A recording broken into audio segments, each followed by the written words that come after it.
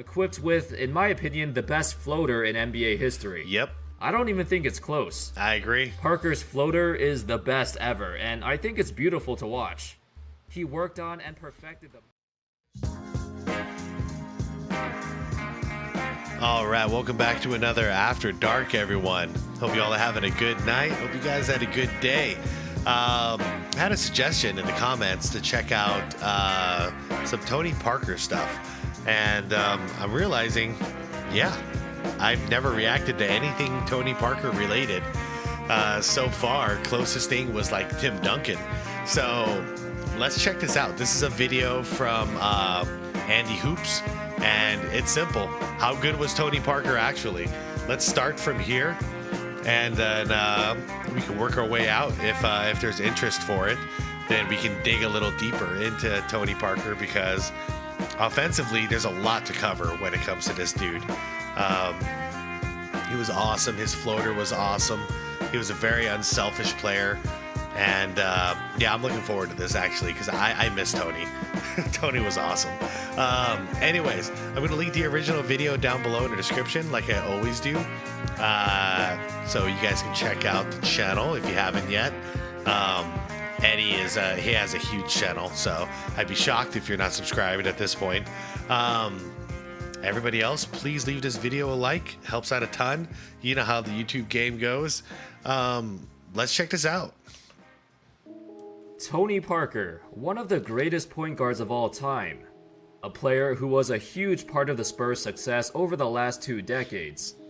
In some years, he was even their best player, but like with pretty much any Spurs player who's not Tim Duncan, they're perceived very strangely.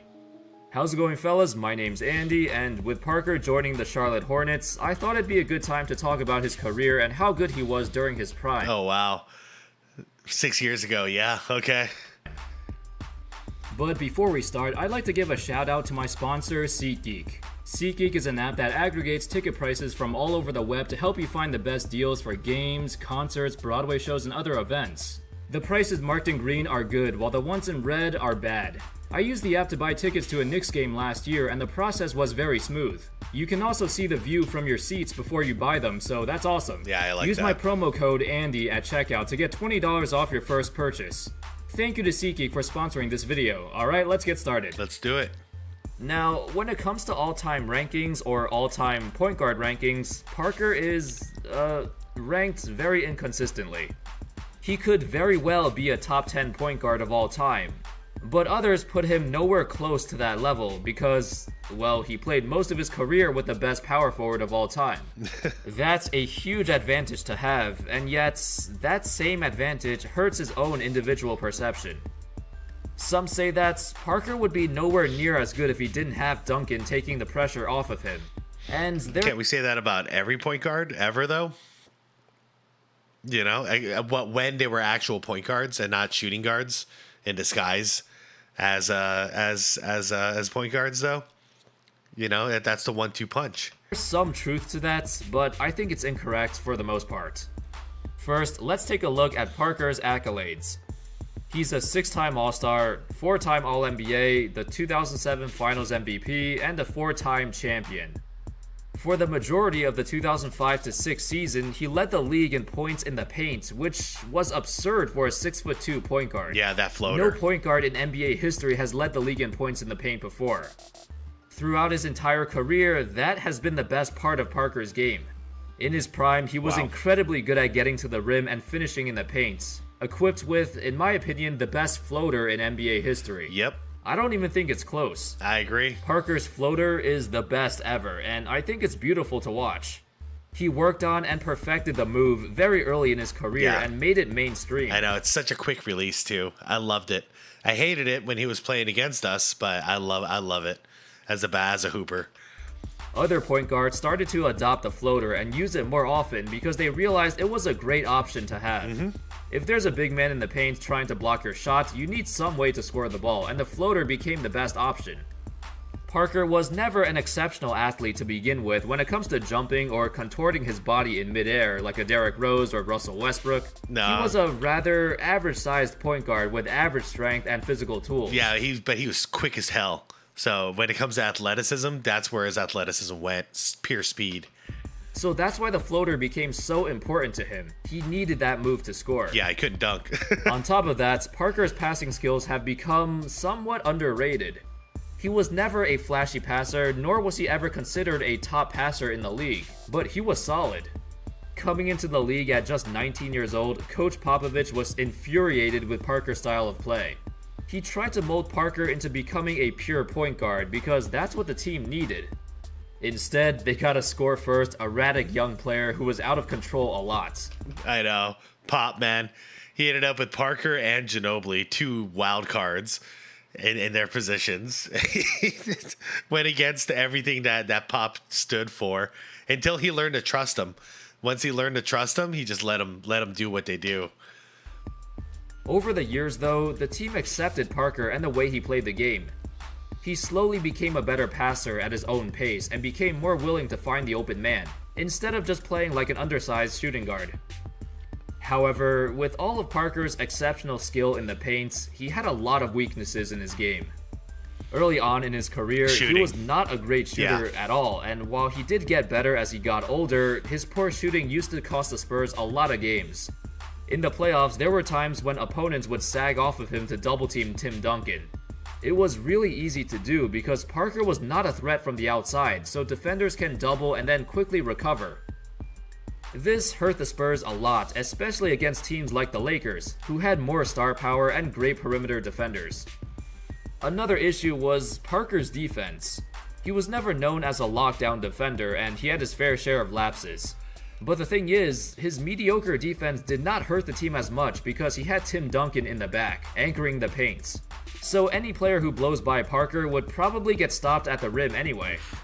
It was a great luxury to have, and it allowed him to go all out offensively as he led the Spurs in scoring for 5 different seasons. As the years progressed, his defense and his shooting would get better. He never took many threes, and he still doesn't, but his mid-range shots improved a lot. For the first 7 seasons of his career, he shot 36% between 10 and 16 feet. And in his next 7 seasons, he averaged 42%. Nice. It's still not an efficient way to score, but it helps keep the defense on their feet. Yeah. You have to think twice at least before sagging off him. Can't just leave Parker wide open anymore like they used to. So, how good was Tony Parker actually? I'd rank him as a borderline top 10 point guard of all time, probably a bit outside of it. Yeah. Despite all of his individual accomplishments and team success, he still gets the unfair treatment of, well, he played with Tim Duncan. Any point guard could play with Tim Duncan, and he would have been exposed without him. Yeah, people actually say that. And that's why Parker's all-time ranking is always inconsistent, depending on who you talk to. Why do we penalize him, though, and not other point guards that made a living the exact same way? I don't understand that. I never discredited Tony Parker because of how good Tim Duncan was. I don't understand that whatsoever. Because we don't do that with, say, Oscar Robinson. We don't do that with Magic, etc. Every time you bring up Parker, somebody else is going to bring up Duncan. And I think that discredits... We don't do that with John Stockton when he had Malone in the power forward position to feed off of. It's part of the 1-2 punch. That's how good Parker really was. His best season was probably the 2012-13 season, where he averaged 20 points per game, nearly 8 assists, made the All-NBA team, and led the Spurs to the finals, which was really surprising at the time. Very few thought they would make the finals that year. He also hit a game winner in the finals. As an individual player, he was really, really good. One of the best scoring and slashing point guards of all time. During an era where a lot of other guards were just chucking up shots, Parker was pretty efficient, having multiple seasons of shooting over 50%. He deserves a lot more credit than just being thought of as Duncan's sidekick. I'll tell you what, just from experience, I mean, there was a big rivalry between San Antonio and Phoenix during this era. And Steve Nash could not guard Tony Parker at all. He was a major problem for us. Indeed the best player on the Spurs for a couple of years after Duncan started to decline and before Kawhi became a star. I'd argue that he was the best player on the Spurs when they reached the finals in 2013 and 2014. Looking at his career stats, nothing stands out or would suggest that he was anything more than a fringe all-star. But in his prime, he had multiple 18 to 20 point seasons and was arguably the best point guard in the league for a few years. And that's the magic word, arguable. A word that was made for Parker. His entire career is an argument. There's an argument that he was the best point guard for a long time, but you could also say he clearly wasn't. And if you put any other all-star point guard with Tim Duncan, they'd win just as many championships. I don't agree. Either of these opinions could be reasonably argued. Also, I guess some fans don't like him because he had some off-court drama. He brought the drama to the Spurs before Kawhi made it cool. Anyway, that's all, folks. I know, come on now, though. Like, what NBA player is not having some infidelity issues? Or any major sport, for that matter. It is what it is at this point, you know? But yeah, I don't know if he had like that squeaky clean of an image that it was such a shocker, but you know, it is what it is, man. This has nothing to do with basketball. He used to be an incredible player, but where would you guys rank him all time as a point guard? Let me know your thoughts in the comments. Thank you so much for watching, and as always, I'll see you next time. Peace.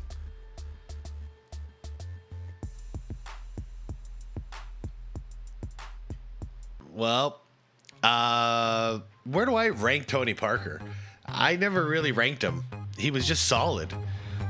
You know, I don't rank him the same way I don't rank like a Mark Jackson or an Avery Johnson, or you know, there's a lot of point guards I don't necessarily rank because they're probably in the top 20, but I don't know. I'm not going to go down and make a list right now. He's definitely not. I don't believe he's top 10, but like somewhere between 10 and 20 or 11 and 20, I'll give him that range. He was just solid. I'll put it this way. Same thing I can say about Manu Ginobili, and I can say about Tim Duncan. He was the best in his position for that job. The best people that they could have gotten for that job in that system. They did great. As far as like how would they be in like street ball, I guess we'll never know. But Tony Parker in a situation where he's just set free, he could have been a lot better as far as like noticeable, but success-wise, they were successful because they played their roles so damn well in that system. But let me know what you guys thought. Let me know what you guys think about Tony Parker. I'm curious if this video is gonna get like 100 views or or more. I don't know how much interest there is for Tony Parker right now, but let me know, you guys, if you're interested in more Tony Parker stuff, because I wouldn't mind a little more of a deep dive into his game, because I saw his entire career and I was always a fan. Even when he was the enemy, I was still a fan of his play style. But yeah, let me know what you guys thought. And I'll talk to you guys in the comments, okay? I'm gonna go get some rest. You guys have a wonderful rest of your night, a wonderful, peaceful night. Tell your loved ones you love them. Do all the good things, all right? Be good to yourself, be good to your people. You know the drill around here. All right, everyone, I'm out for tonight. Peace out. I'll see you in the comments. Like the video if you liked it. Subscribe to the channel if you like more content like this. And I will see you really soon. All right. Have a wonderful night.